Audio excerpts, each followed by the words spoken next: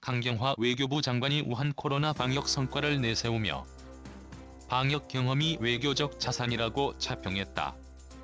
오는 9월로 예정된 G7 확대 정상회의 역시 방역 경험을 공유하는 자리로 의미를 부여하며 우한 코로나 대처 경험을 통해 회의에 기여하겠다고 강조했다. 강 장관은 2일 오전 정부 서울청사에서 내신 기자단 간담회를 열고 올 상반기 외교부 업무 성과와 하반기 주요 일정을 설명했다. 강 장관은 이 자리에서 가장 먼저 우한 코로나 방역을 언급했다. 그는 한국의 방역 모델이 세계적 모범으로 평가되고 있다며 우리 정부는 국민들과 함께 이룬 성과를 외교적 자산으로 활용해 우리의 방역 경험을 공유하고 코로나19 대응 국제협력에 기여함으로써 국가적 위상 제고를 위해 노력하고 있다고 밝혔다. 강경화 코로나 대처가 외교적 자산 거듭 강조강 장관은 구체적인 성과로 웹세미나 등을 통해 총 88개국 37개 국제기구 대상 경험 공유, 보건 취약국 및 피해국 등 총 97개국의 방역 물품 지원 추진, UN, 세계보건기구, 유네스코 등 다자 무대에서 한국 주도로 보건협력 5그룹 출범, 140개국 대상 5억 200만 달러 규모 진단키트 수출 등을 들었다. 강 장관은 G7 확대 정상회의에 우리나라가 초청받은 것을 두고도 코로나를 언급했다. 취재진이 G7 확대 정상회의 참가 의의를 묻자 강 장관은 코로나19로 50만 명 이상이 목숨을 잃어 보건 문제가 안보 문제로 대두됐다며 이러한 면에서 국제사회에 선도적 모범을 보여준 우리나라가 그 논의에 참여해서 기여할 부분이 많이 있다고 생각한다고 대답했다. 강 장관은 한미 관계 등 주변 사강 관계와 관련해서는 원론적 견해를 유지했다. 한미 동맹은 안보는 물론 지역과 글로벌 이슈를 아우르는 협력을 통해 포괄적 전략 동맹으로 발전하고 있다고 전제한 강 장관은 정부는 앞으로도 동맹 현안을 상호 호혜적으로 해결하고 협력의 외연을 확대해 나감으로써 한미 동맹을 포스트 코로나 시대를 선도하는 파트너십으로 발전시켜 나가겠다고 말했다. 강 장관이 말한 포괄적 전략 동맹은 북한 핵 문제를 비롯해 기후변화, 에너지, 금융, 문화 등 모든 분야에서 한미 간 협력을 추구하자는 취지로 이명박 정부 때부터 사용한 용어다. 미북 정상회담 어느 쪽이 먼저 제안하고 그런 건 아냐. 미북 정상회담 재개최 여부와 관련해서는 다소 엉뚱한 대답을 내놨다. 지난달 30일 문재인 대통령은 청와대에서 화상으로 연 한 EU 정상회담에서 미국 대선 전에 북미 간대화 노력이 한 번 더 추진될 필요가 있다며 제3차 미북 정상회담을 촉구했다.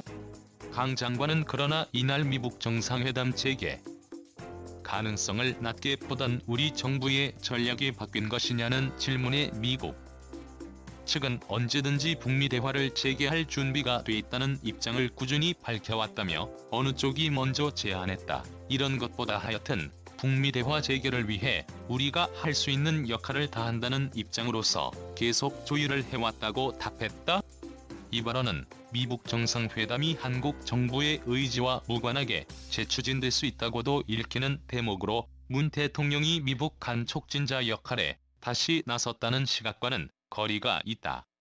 주한 미군 감축 우려는 일측 방위비 협상과 무관주한 미군 방위비 분담금 문제와 관련해서는 증액할 준비는 돼 있지만 합리적이고 공평한 부담이 돼야 한다고 강조했다.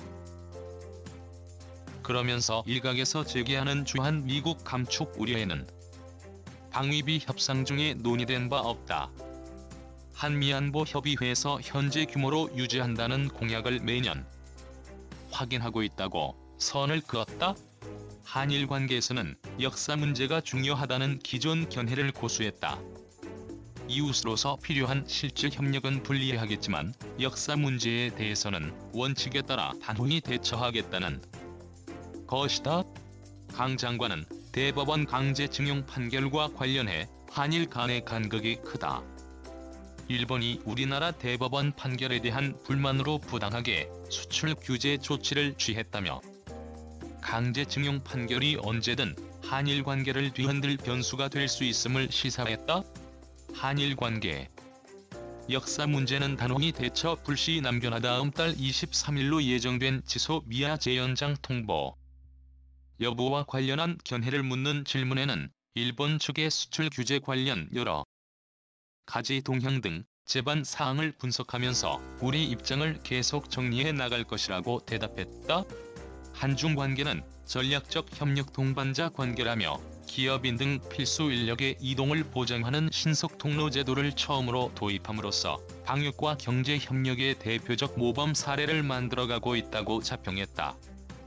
그러면서 한반도 평화 프로세스 추진을 위한 중국의 건설적 역할도 견인해 나가고자 한다고 밝혔다.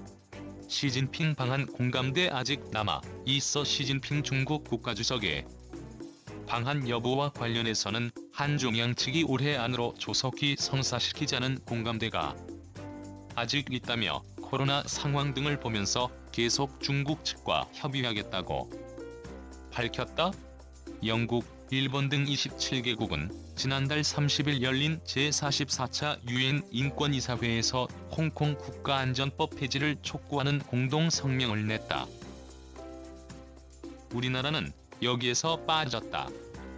강 장관은 이와 관련 제반사항을 고려해 동참하지 않았지만 홍콩이 일국양제 하에서 고도의 자치를 향유하는 게 중요하다는 점은 밝히고 있다고 말했다. 한러 관계에서는 올해를 신북방 협력 본격화 원년으로 삼고 핵심 파트너인